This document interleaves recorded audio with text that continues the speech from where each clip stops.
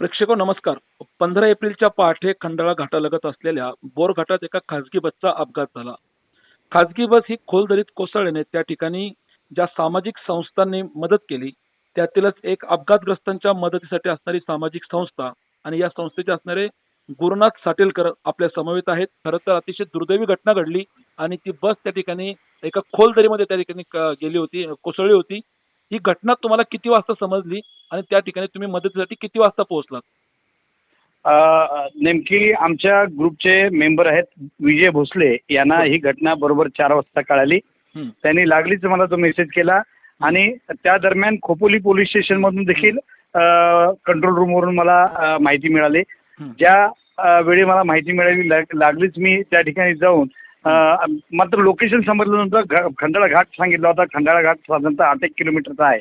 बरं. आपण ज्या ज्या ठिकाणी शक्यता वाटली अपघाताची त्या ठिकाणी आलो, पण कुठंच काही सुगावा लागला नाही. बरं. त्यावेळेला कॉलरला आम्ही पुन्हा कॉल केला आणि हां. त्याला लाईव्ह लोकेशन टाकायला सांगितलं. सुदैवाने त्याचं नेटवर्क चालू होतं आणि त्यांनी लाईव्ह लोकेशन टाकलं. त्यावेळेला आपल्याला तो स्पॉट समजला.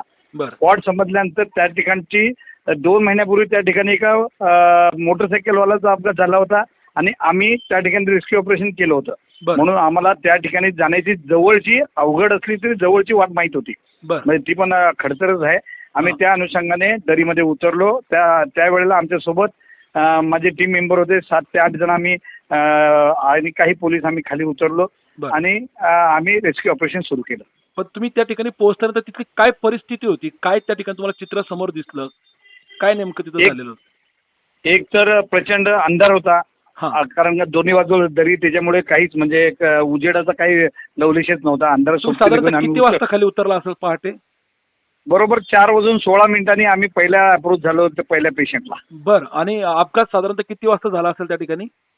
त्या साधारणतः 4:05 किंवा म्हणजे आता ज्या पद्धतीने 4 वाजता कॉल आला म्हणजे त्या सावराला वेळ लागला असेल. एक 10-15 मिनिटामध्ये 3:45च्या दरम्यान अपघात झाला असावा. त्या दरम्यान झाला असा. म्हणजे पुढच्या 15 ते 20 मिनिटात तुमची संपूर्ण टीम त्या ठिकाणी पोहोचली असं म्हणता येईल.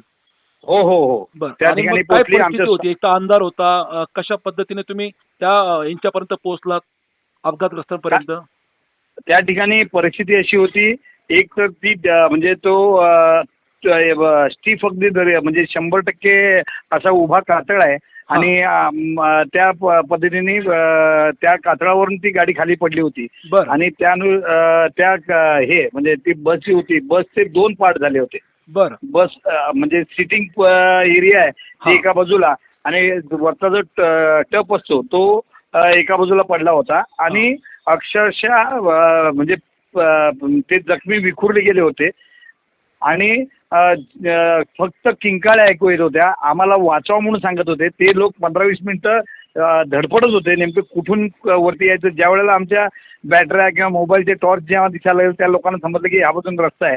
मग बरं. त्या बाजूने अक्षरशः एखाद्या हॉरर सिनेमामध्ये जखमी लोक कसे चालतात एक हां. सीन असतो तशा पद्धतीचा विदारक सीन होता. आम्हाला म्हणजे आमचा थरकाप होत होता हां. आणि उष्मा पण तेवढाच होता. म्हणजे ह्युमिडिटी होती त्याच्यामुळे आम्ही पूर्ण घामेजलेलो होतो उतरताना आणि बरं. जशी आमची अवस्था होती त्याही पलीकडे त्यांची अवस्था होती.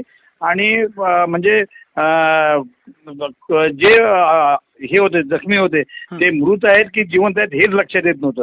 परंतु सगळ्यांना सावध करेपर्यंत जवळजवळ आपण 28 लोकांना एकामागोमाग एक 28 लोकांना वरती नेलं.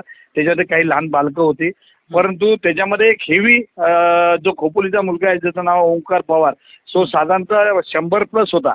आणि त्याचं जे किंचाळण होतं काय हे होतं त्याच्यामुळे आपले टीमचे जवळजवळ सगळे 7 ते 8 सदस्य त्याला रेस्क्यू करण्यासाठी त्या प्रयत्न करत होते. आणि त्याच वेळी मग आम्ही जे कॉलर आम्ही बाकीच्या लोकांना कॉल केलं होतं त्या टीम हळूहळू यायला लागल्या आणि अत्यंत फास्ट मुवमेंट झाली. आणि ज्या वेळेला खोपोलीमध्ये हे समजले मेसेज समजला असं झालेलं आहे आणि आमच्या उर्वरित मेंबर्सना मग जो फ्लो सुरू झाला आणि नंतर थोडीशी जेव्हा उजेड सुरू झाला तो म्हणजे जवळ एका तासाभरामध्ये आम्ही सगळे 28 पेशंट वर नेले होते. नंतर उरला जो पार्ट होता तो प्रेतवरती हलवण्याचा होता. त्याला जवळजवळ 11:30 वाजेपर्यंत आम्ही तो काम केलेलं आहे. बरं बरं. म्हणजे तुम्ही पहिले प्रायोरिटीने त्या ठिकाणी जे जखमी होते त्यांना वरती काढण्याचं काम केलं की त्यांना त्या ठिकाणी तात्काळ रुग्णसेवा त्या ठिकाणी मिळाली पाहिजे, ही जे तुमची प्रायोरिटी होती. जे सिरियस होते त्यांना आम्ही तत्काळ नेलं आणि आम्हाला जे आमच्या म्हणजे आम्हाला अनुभव असल्या कारणानं हो त्याच्यातल्या ज्या सिरियस लोकांना आणि दुर्दैवानं दोघांना आम्ही वर नेत असताना म्हणजे ते वरच्या टप्प्यावरती नेत असताना दोघांचा दुर्दैवी मृत्यू झाला. एक मुलगी होती आणि एक मुलगा होता. त्या बरं. दोघांचा मृत्यू झालेला. म्हणजे आम्हाला कळलं होतं की कोणाला सिरियस लोकांना वरती न्यायचं आहे आणि मग आम्ही त्या अनुषंगाने प्रायोरिटी कोणाला द्यायची हे आम्ही ठरवलं आणि तशा पद्धतीने आम्ही वरती पेशंट नेलं. साधारणतः गुरुनाथजी तुम्ही जेव्हा हे 28 त्या ठिकाणी जे जखमी होते किंवा त्या ठिकाणी मयत झाले त्यांना तुम्ही वर नेत असताना तुम्ही साधारण किती लोक ही सगळे ऑपरेशन त्या ठिकाणी खालून करत होता आणि काय त्यावेळची तुमची सगळी कसरत आणि काय परिस्थिती होती त्यावेळेला? परिस्थिती अशी होती, एक तर खाली काचा होत्या हा. आणि आम्ही सुरुवातीला जेव्हा गेलो तेव्हा म्हणजे ऑब्व्हियसली त्यावेळेला आपण कुठली संसाधनं घेऊन येत नाही काय. आणि एक म्हणजे पहिले रेकी करायची नंतर संसाधनं मागवायची. परिस्थिती अशी होती की त्या ठिकाणी खाली पडल्यानंतर एकतर अंधार होता, काचा होत्या, पत्रे होते. हो त्या मुलांचं ढोलचं साहित्य विखरून पडलं हो. होतं आणि प्रत्येक दगडावरती प्रत्येक आजूबाजूच्या खडकावरती एखादा माणूस एखादा म्हणजे युवक तिकडे पडलेला होता हो आणि अक्षरशः प्रत्येकाला त्या ठिकाणी मदत पाहिजे होती. आम्ही ती देण्याचा प्रयत्न करत होतो. आमच्यापैकी जवळजवळ आम्ही एक 50 लोक नंतर आणि शिवदुर्गचे 50 जण अशी जवळ 100 लोक साधारणतः एका तासामध्ये त्या ठिकाणी पोचलेच आणि आपलं ऑपरेशन सुरू झालं सर. बरोबर.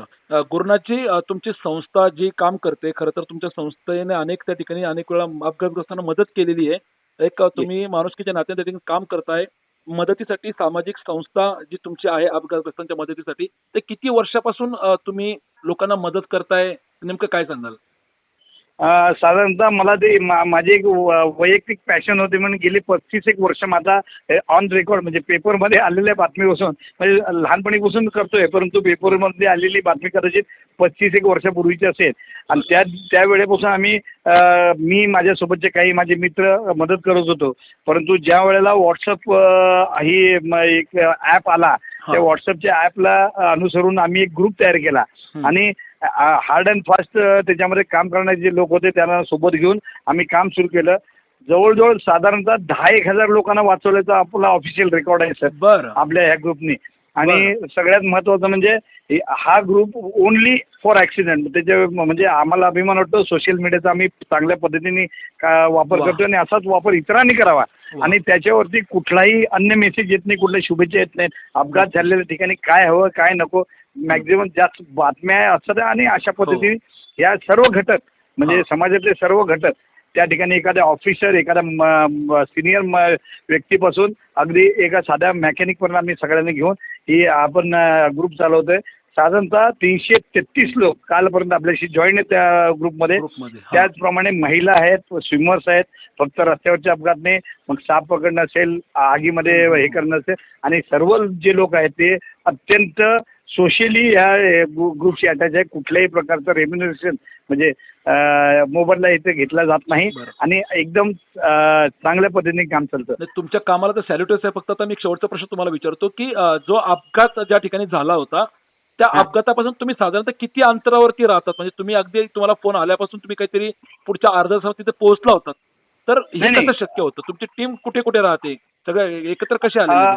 आम्ही लोकलाईट आहोत. आमच्याकडे म्हणजे सगळ्यात महत्वाचे म्हणजे मी कसा पोहोचतो याचं ते लॉजिक कोणाला समजलेलं नाही आहे. माझ्या घराच्या मी हायवेच्या जवळच राहतो. बरं काय आणि ज्या वेळेला समजतं मला म्हणजे मुंबई पुणे एक्सप्रेसवे असो NH4 असो जे शॉर्टकट्स आहेत म्हणजे ज्या युटिलिटीचे जे रस्ते असतात ते रस्ते सगळे माहीत आहेत आणि आता एवढ्या वर्षाच्या अनुभवाने ज्या ठिकाणी अपघात झालेला असतो त्या ठिकाणचं फक्त लोकेशन किंवा एखादं काहीतरी मला हिंट भेटली तर त्या अनुषंगाने मी आमच्या ग्रुपवरती एक व्हॉइस मेसेज किंवा रिटर्न मेसेज असं देतो आणि मग आम्ही फॉलो घेतो. मी अपघाताच्या ठिकाणून कदाचित 5-1 किलोमीटर लांब असेल परंतु तेवढाच मिनिट म्हणजे तेवढीच मिनिटं लवकर आम्ही त्या ठिकाणी पोहोचलो. बरोबर. गुरुनाथजी तुम्ही याच्या आधी असं म्हटलात की त्या ठिकाणी आधी एक अपघात झाला होता एका मोटरसायकल दुचाकीवाल्याचा आणि हा त्या ठिकाणी त्याच जागेवरती होणारा दुसरा अपघात आहे. ते नेमका ह्या खाजगी बसचा अपघात कशामुळे झाला असेल काय सांगता येईल? आपल्याला काय माहिती मिळालेली आहे? तसं बघायला गेलं तर हा रस्ता ऑफिशियली जेव्हापासून एक्सप्रेसवे बनला तेव्हापासून हा डिसेंडिंग म्हणजे खाली येण्यासाठी हा वाहतुकीसाठी बंद आहे. बरं. त्या ठिकाणी फक्त लोकल लोकांना म्हणजे जे लोकल स्थानिक आहेत म्हणजे सायमाळ असेल, गारमाळ असेल असे 2-4 जे लोकॅलिटीज आहेत त्या लोकॅलिटीच्या तिथल्या लोकल व्यक्तींना म्हणजे स्थानिक नागरिकांना हा रस्ता आहे. परंतु काय झालंय हल्ली टोल वाचवण्यासाठी किंवा खोपोलीमधलं लवकर येण्यासाठी त्या मार्गाचा त्या ठिकाणी वापर केला जातो आणि तिथं जी एक खिंड आहे म्हणजे शिंगरोबाच्या शिंगरोबा देवस्थानाच्या मागच्या बाजूची भाग आहे ती खिंड आहे. त्या खिंडीतून जेव्हा प्रवास करत असतो आणि ते खिंडीतून प्रवास करणं गाडी हलकी हळूवार पुढे येते आणि पुढे आल्यानंतर एकदम जास्त उतार असल्यानंतर ती न्यूट्रल करून पुन्हा गेअरमध्ये घालत असताना बऱ्याच लोकांचा आम्ही म्हणजे त्यांना विचारतो तेव्हा आमच्या लक्षात येतं त्यावेळेला त्यांचा गिअरवरचा कंट्रोल जातो आणि ब्रेकवरती गाडी कंट्रोल होत नाही. त्यावेळी जम्बलिंगमध्ये असे अपघात घडत असतात. बरं, चालेल, ठीक. धन्यवाद गुरुनाथजी. आपण खूप मौल्यवान त्या ठिकाणी सगळ्यांना मदतही केलेली आहे आणि त्या ठिकाणी घडलेला प्रत्यक्ष जो काही प्रसंग होता तो तुम्ही आपला बरोबर त्या ठिकाणी आमच्या सगळ्या प्रेक्षकांसाठी सांगितलेला आहे. वारंवार त्या ठिकाणी अपघातही होत असतात. यापुढेही आता त्या ठिकाणी शासन प्रशासन कशा पद्धतीने उपाययोजना करतील ह्या तर गोष्टी असतीलच, परंतु त्या ठिकाणी अपघातग्रस्तांना मिळालेली तुमच्याकडची जी मदत होती ती लाख मोलाची होती. तुमच्या कार्याला संपूर्ण आपला आवाज आमच्या टीमच्या वतीने सॅल्यूट आहे आणि तुमचं कार्य यापुढे असंच सुरू राहो मी त्या ठिकाणी सदिच्छा देतो. आपण आपल्याशी बोलल्याबद्दल आपले मनपूर्वक आभार. धन्यवाद. धन्यवाद.